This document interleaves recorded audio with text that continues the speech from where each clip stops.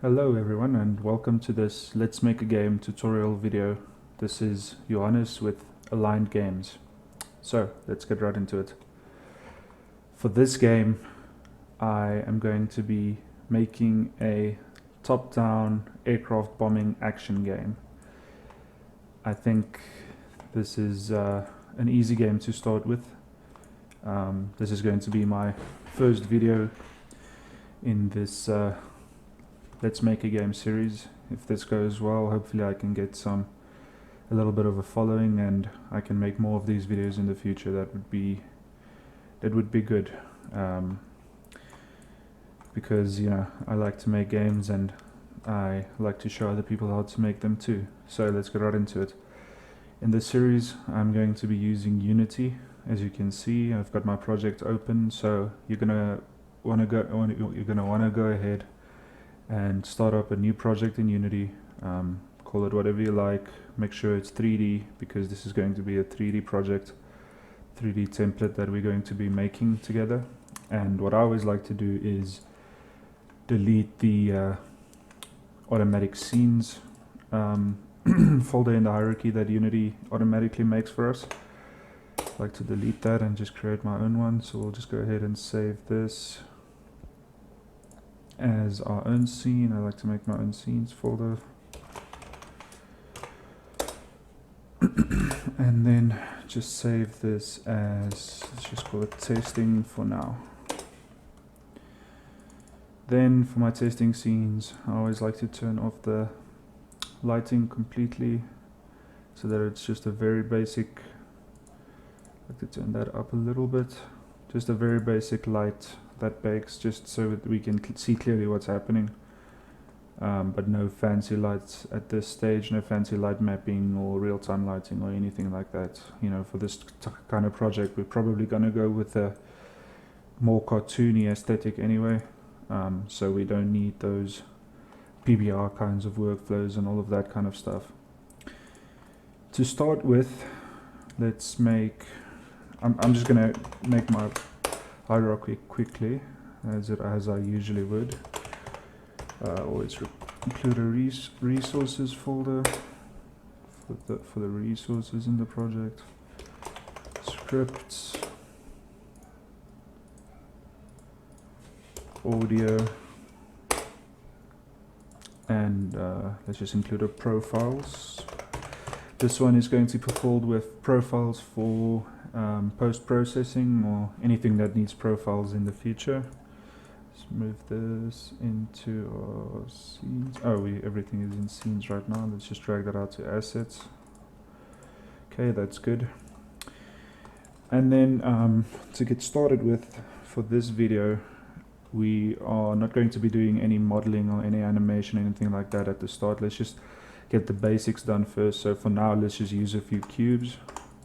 Get the job done for now. Let's just get the movement and camera systems implemented for this one. Let's try minus 10, and let's give it a bit of a rotation. So this game is obviously going to have a top-down kind of view, so let's just more or less get the right sort of height and distance. That's fine for now. Probably going to need to increase it later. I like to use the deferred rendering path. It's just easier.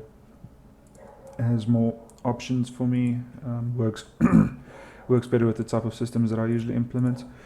And while doing that, let's also switch to the linear coloring, linear color space. I always forget where to do that. It's around here somewhere.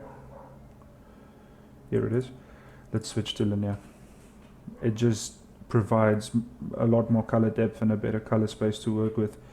Gamma is a bit more basic, I feel, and could still produce good results, but I like to use HDR workflows and those kinds of things, and even if it's not going to be needed in this kind of project, still like to get those implemented. So let's rename this guy to, let's just call him player for now. Then I like to sort of sort my hierarchy inside the project into different things as well. So I like to have lighting, And I like to have, I think that's it for now. We can add a few more later as we progress and add more things. Can I just get it in there? Okay, so let's make our basic movement script. We'll call this one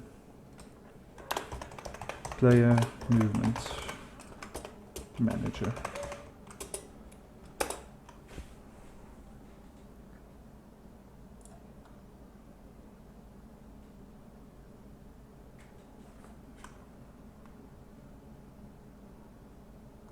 Okay, there we go. It takes a second to load up.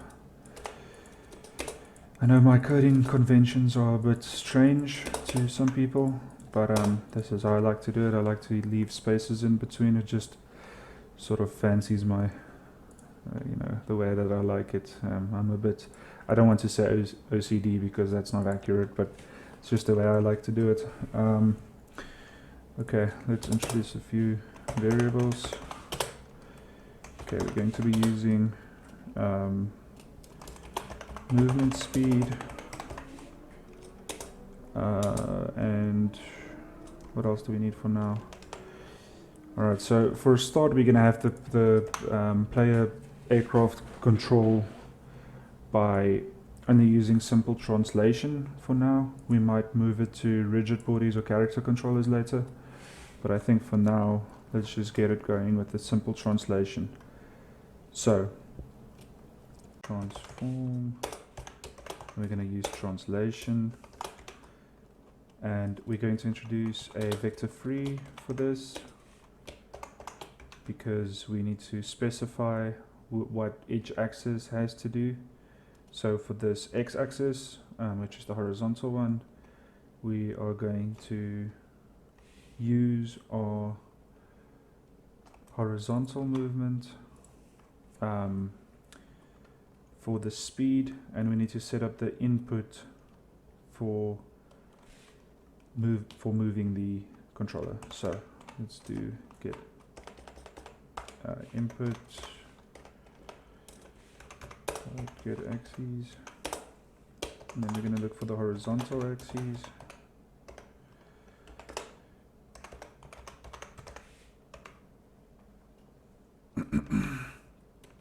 And this we are going to times by our movement speed float so that we can control how fast we want to do this, how fast we want to move from side to side.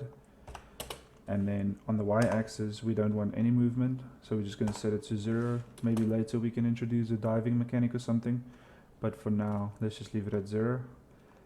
And then for the forward axis, which is the z-axis, the vertical one, we want to simply have it move at a set pace. So we just do that. We just have it move at the vertical speed that we've introduced.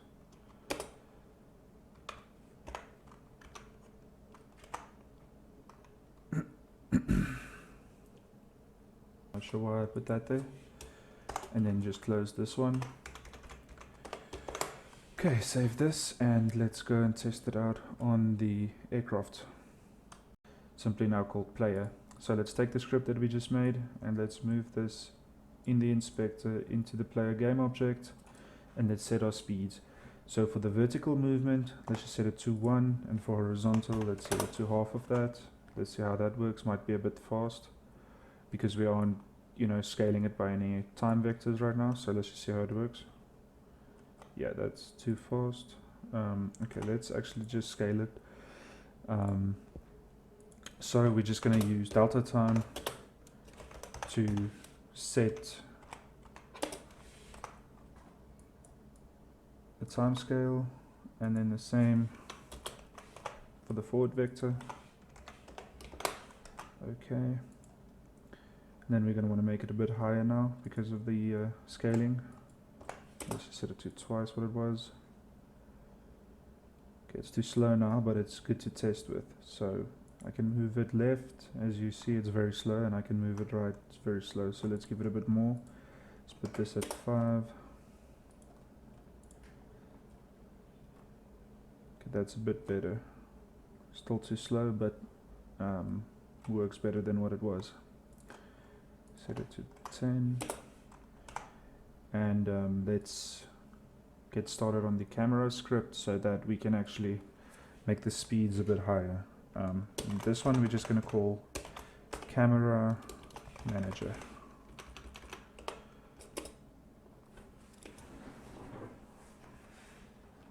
Okay. So this one we're gonna keep simple at the start. We just want to follow the player for now, nothing fancy. So let's set it up. Okay, let's set up a float for the cameras, for the offset that we want to introduce. The offset being how far the camera should be from each vector, from each axis on, you know, how far it should be from the player on that axis. So let's set its position to the position of its target. Let's give it a target.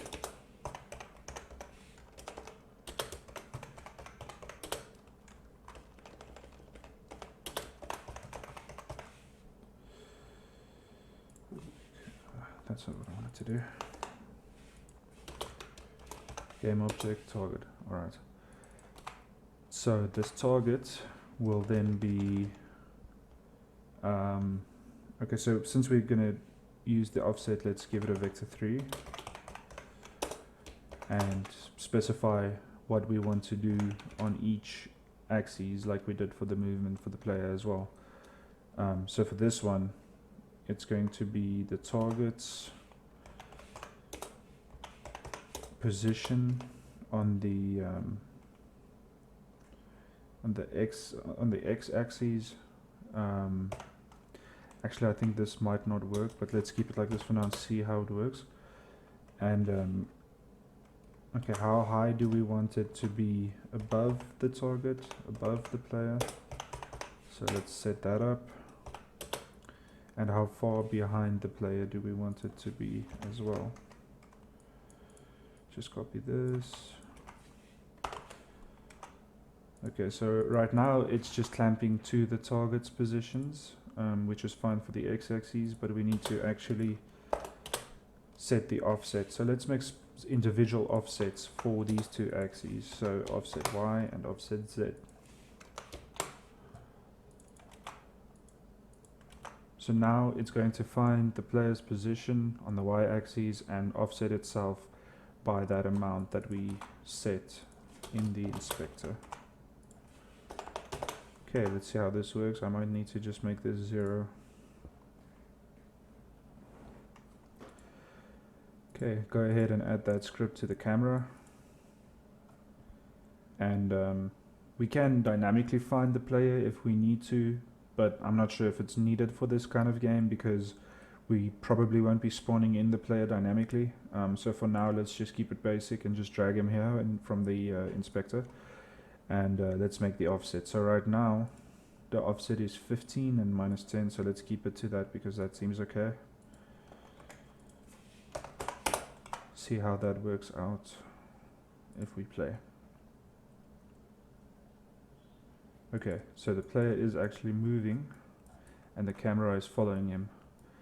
Right now there's a bit of a damping effect because we haven't set up any smoothing for this, but we can introduce that in a bit. It just needs to see that it works right now, and it does. And we can move from side to side and the camera is going to be looking at it, which we might want to change because we want it to have an effect where the player is only allowed to move in a limited space. So let's remove this and keep it to 0. So the camera is only going to move forward in a straight line, as well as, you know, behind the player. See how that works out. Alright, that's good. Now we can actually move the player regardless of what the camera does. We might have to play around with the field of view a bit later to see oncoming enemies, but that stuff's not important right now. Okay, let's add a bit of a smoothing effect to the camera and we'll just make another float, and we'll just call this one smooth. And let's add this to the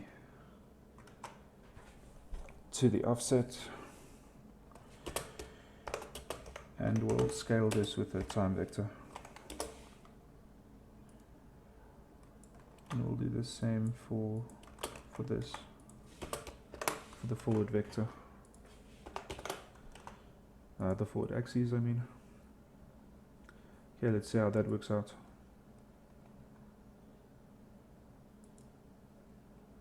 I actually haven't set a smooth yet, but let's do it dynamically from the from playing.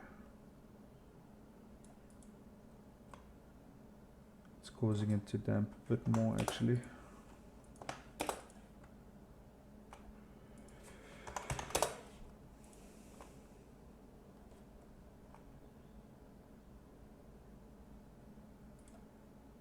Yeah, we'll just keep that to 0.1 for now. We can find better ways to do it in the future, but for now let's just leave it as is.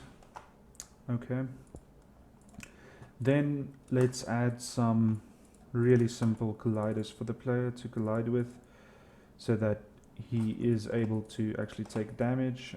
This is going to come with a bunch of other scripts like health scripts and collision scripts, so let's quickly get into that stuff. We'll just add this over here for now. We'll just make it static, and just call this let's just call this object. Okay, let's categorize these. We'll make these one the player scripts, and we will make scripts for enemies or AI.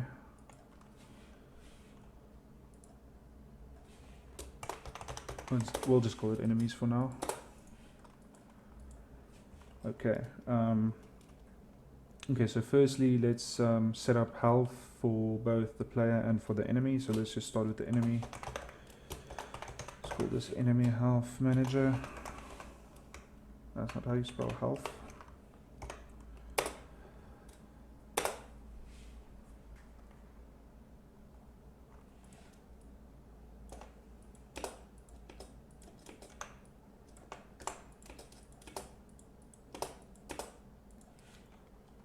So let's introduce a health float for this. We'll just call it current health.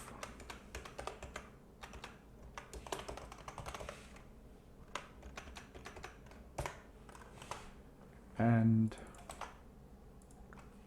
let's just set some restrictions. So if current health is bigger than 100, actually, let's just make a separate float for this so that we can control it better. Maximum health. Okay, if current health is bigger than maximum health, then we want current health to be maximum health, so that the enemies can't have more health than their maximum health. And if current health is smaller than minimum health, let's set up one for that.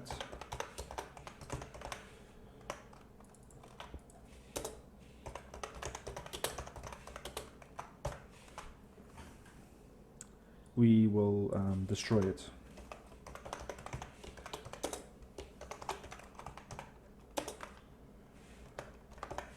So if I did that wrong.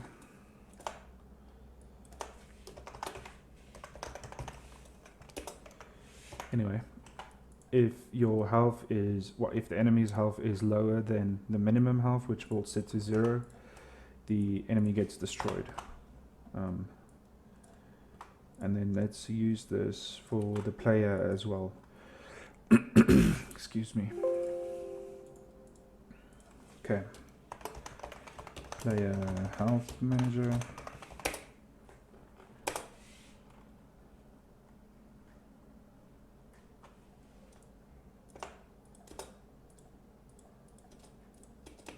Okay, so we're just going to copy what we have, because it's the same thing really. The player's health script will be more fleshed out in the future, but for now it doesn't really matter.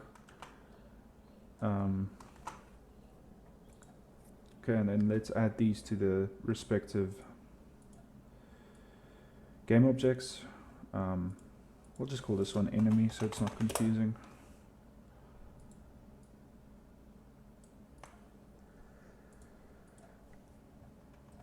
And then we'll give him, let's give him 15 health for now. His maximum health will be 15 as well. And his minimum health is 0. And for the player, let's give him the standard 100. Same there. And yeah, so the health is now set up and should be working fine. So let's get into some collision. Let's do this in the player's script. So because this is going to go onto the player controller, and we'll just call this one collision manager.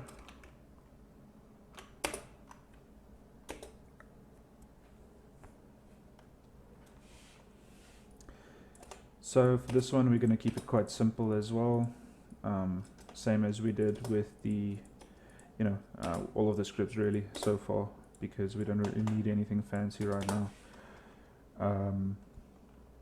We'll set up a damage float, which we will use to damage the player and the collider with. So for this, we're going to be using on trigger enter.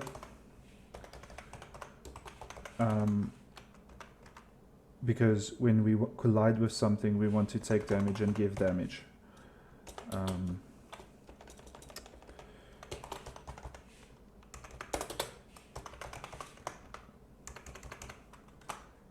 Okay, so how we're going to handle this is we're going to look for a tag.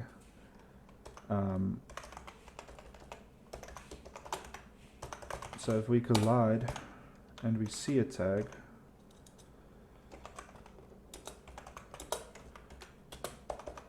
and the tag is enemy, then we will take damage and we will give damage based off the collision. So let's handle that. This script is going on the player, so we will find the correct script in our own game object hierarchy. So let's search for it, get component, and the script was called player health manager, and we will find, we can set up a function for this. I think that'll be probably a bit more cost effective. So let's make a public void called take damage, let's say light. So we will have three different levels of damage that can be taken, and we will implement this later as well. So if we take damage light, then health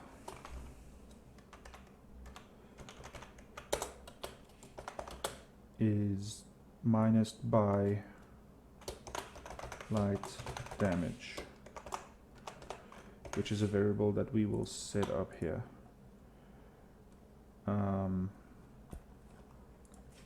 Now, there are many ways to do this. You don't have to do it this way. You can set up your own variables from your own script, or you can use send message and have dynamic damage ranges. Well, we can do that here as well, but send message is a bit more costly to use, and this kind of game, I just want to keep it basic, keep it as simple as I can.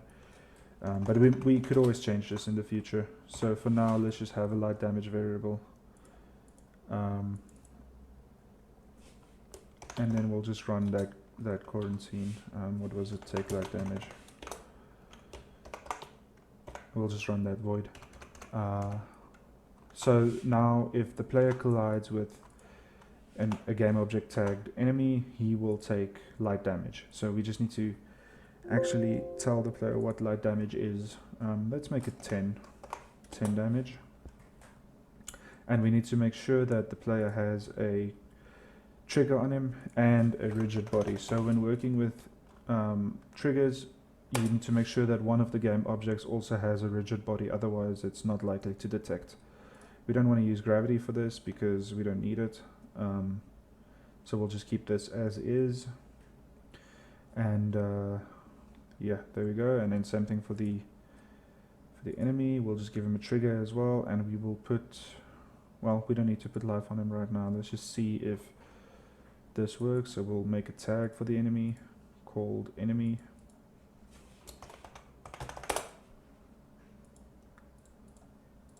There we go. Okay, let's see what happens. So now if we fly into the enemy, we should take 10 damage, and we will check over here if that happens. It's a bit slow, but yeah, we are getting there. Okay, let's see if the collision happens.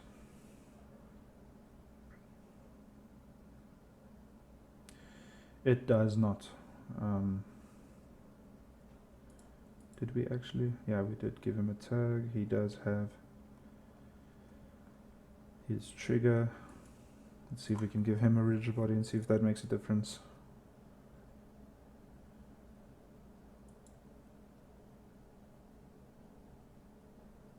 You know what it is actually? We never actually added that script to the player, did we? So how is it meant to work? So let's add it. Okay, we don't need to configure that damage right now.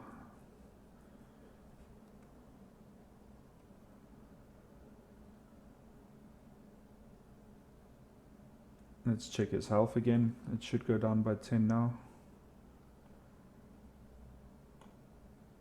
There we go. 10 health is minus. So let's actually remove this rigid body, because the less we have, the less performance it takes. Oh, damn it. Why is it so difficult? Just, there we go. Okay, let's just quickly see if this works. Let's just make him a bit faster. Just give him like 5. That's better. Yeah, still works. That's good. Okay, now let's do the same thing for the enemy. So now we just need to tell the collision manager script that it also needs to hurt the enemy when it hurts us. And then we will have to well, we already found the enemy because he is the other collider, and then we will just hurt him. Enemy health manager, and we will do the same thing. We will also set up the same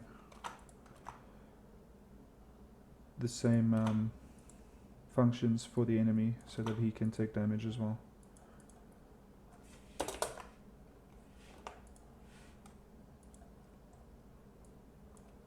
While we are doing this, let's add the other damages as well.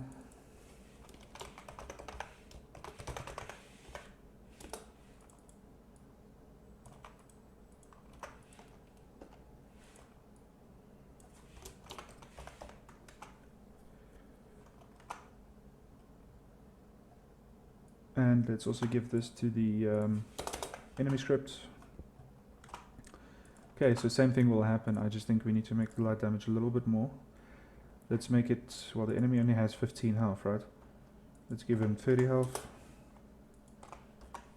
And let's make this do 30 damage. Let's just set this up as well while we are at it. Let's just make it like that. What was it? 30, 50, and 75.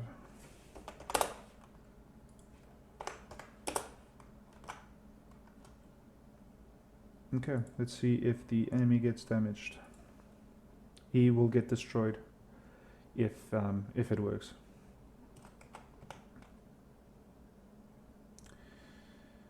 And it did not. I'm not sure why.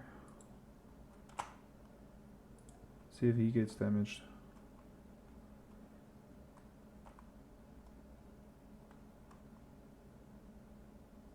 He gets the damage, but the enemy doesn't.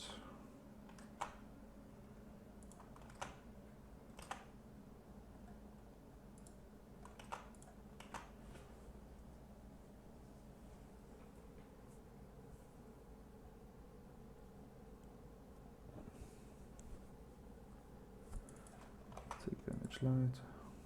current health.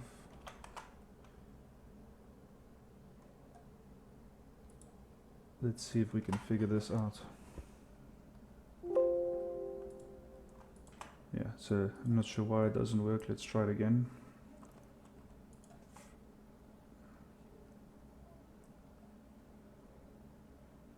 Okay, so he does get damaged, he just doesn't get deleted. I don't think we actually implemented that. No, we did. Oh, it should be smaller than or equal to, same with the maximum health. Silly mistake.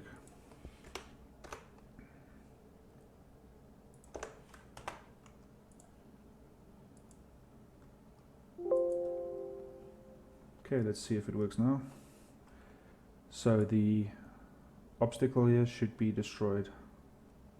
And it is, so that's good. We can still move, everything's working fine. Okay, nice, so that works. And then let's quickly introduce some bullets. We'll make a new folder for this called projectiles.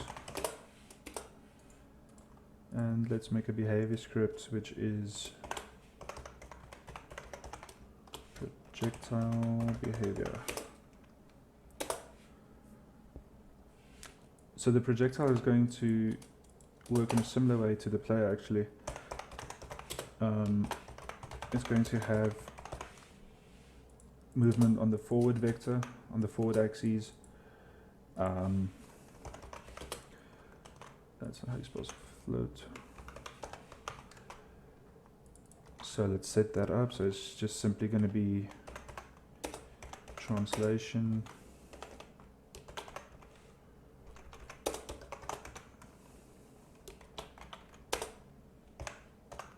forward times its speed, and then we will scale it by delta time. Okay, let's quickly see if that works.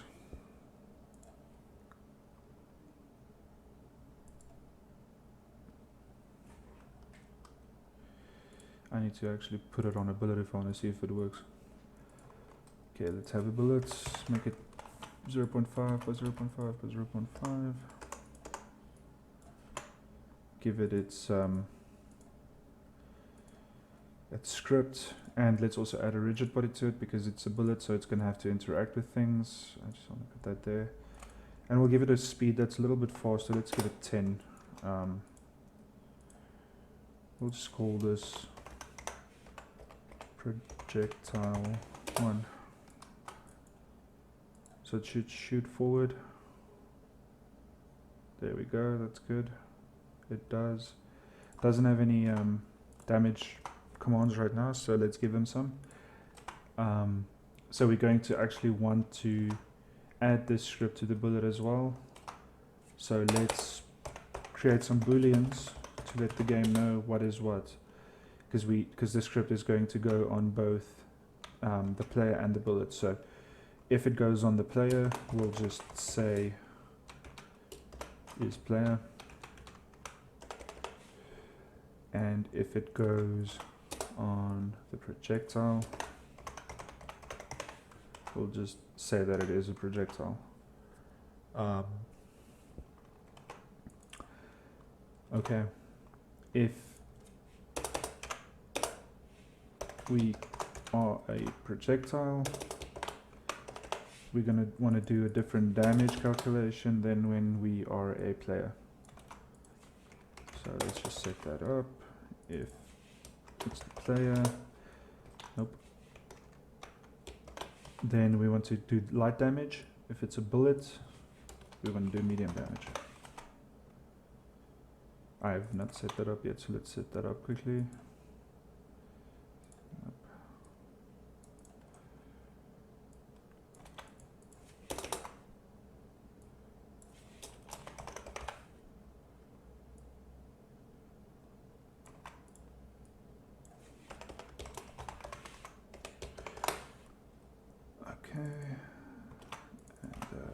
We already have a float for that, I think. We do.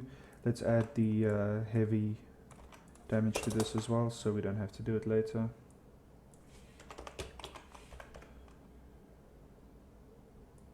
And And let's add the damage to the minus the damage by the half. Okay, and let's also add this to the enemy script.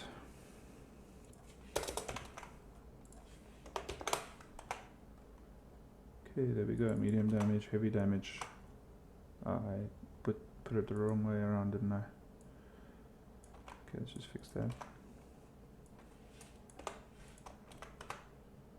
Damage medium, damage heavy. Heavy. And medium. Okay, sweet.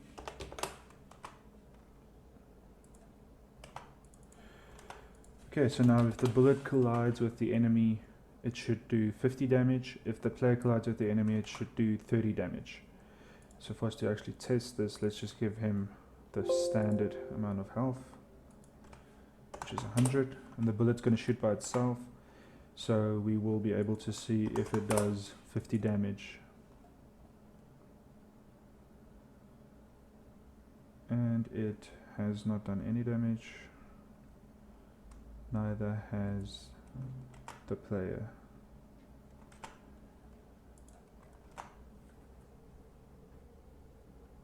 Oh, that's because we haven't actually told the inspector what is what, so we need to say that, oh, and we actually haven't added the collision script to the bullet either, so let's do that, and we are the projectile. Let's remove this damage. So this is another way that we could have done it. We could have had the damage in the game object itself, so we could have stored it in its collision script itself, which is also probably a good way of doing it. We might revert later, but for now we'll just leave it as is. The plan is to have medium, heavy and light damage, which is light is the collisions, medium are bullets, and heavy would be missiles or something of the like. Okay, so it should work now. And let's check it out. Let's move this here. So it's going to do 50 damage, and then we are going to do 30 damage, so it'll be left with 80 damage. 80 health, I mean. That one didn't work. That one did. Why didn't this one work?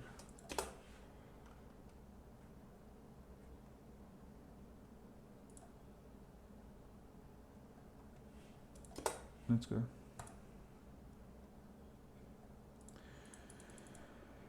Okay, there we go.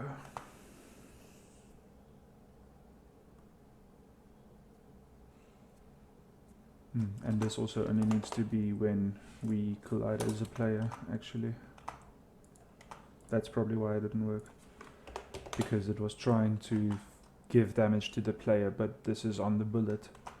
So it doesn't even know what the player is. And we don't need it to work in that case. We only need it to work when the player collides, not when the bullet does. So, I think it will work now. 50 damage done, 30 damage done. 20 health left. Let's add another bullet and see if we can destroy it with the 2 bullets. Let's just spread them out. There we go, bullets are destroying it. Okay, so excuse me, let's move the bullet game object into the resources folder, because we are going to have to spawn it from here using instantiation, and we'll delete the one in the project itself. There we go, it's gone. We can instantiate this projectile from script. So let's set a script up for that, and we will call this one player combat manager.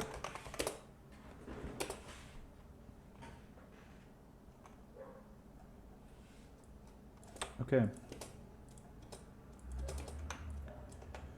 Just clean this up a little bit. Okay. We need to set up a game object variable for the projectile, which is the bullet. We can add more of these later if we want to spawn rockets and stuff. We'll just give it projectile 1, 2, whatever at that stage. We can delete that for now.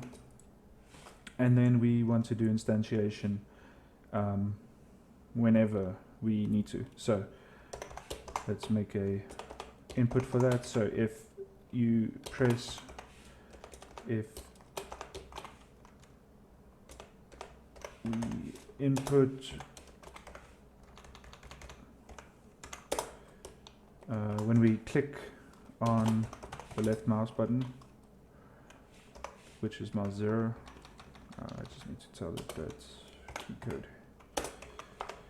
Mouse 0, we will instantiate the projectile game object as a clone. And we just need to tell it where. So let's set up a spawn point for that. You could also call this muzzle point or something, which is probably better. Yeah, let's just do that, because we might even add muzzle flashes later. Muzzle point, position, and muzzle point's direction as well, I think.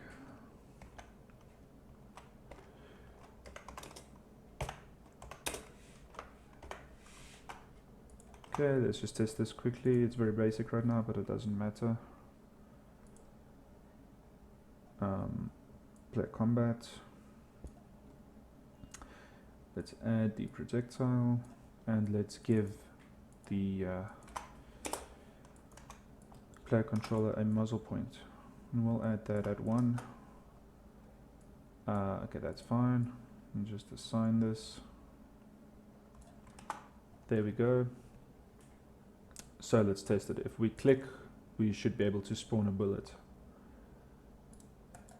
There we go. We can spawn as many as we like. It's pretty slow right now, but that's fine. Let's just make it a bit faster. Let's give it 25. And then we need to actually limit the amount of bullets that we can just spawn willy-nilly. So let's do that, and we will call this projectile ammunition. So we need to actually limit how much we can shoot, and we will have pickups in the world that we will implement at a later episode to get more bullets to be able to shoot more. So for now, let's just do this, which is if we have less bullets than the minimum amount of bullets, which would be 0. Let's just make a float for that. Sorry, I know it's a bit tedious, but I like to do it this way. And we will just call this one current ammunition. So if we have less ammunition than or equal to or equal to the minimum amount of ammunition, then we will be able to shoot, which is the wrong way around. We should have, if we have more than no ammunition, we can shoot. And each time we do shoot, we need to actually lower the ammunition by 1.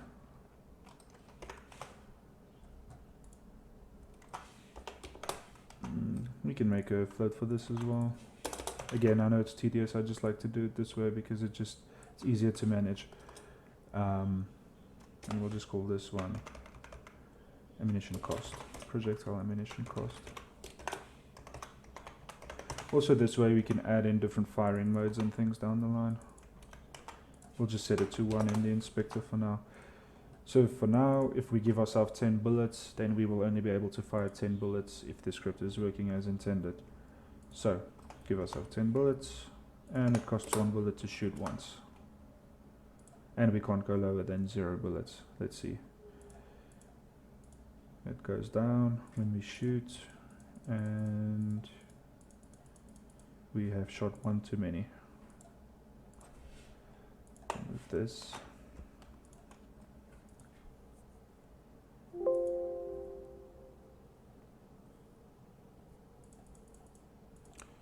Let's see, 5 bullets left. Wait, where's my... 4 bullets left. There we go. So we can't shoot any more bullets than we have. And in later episodes we will make pickups for us to pick up more bullets.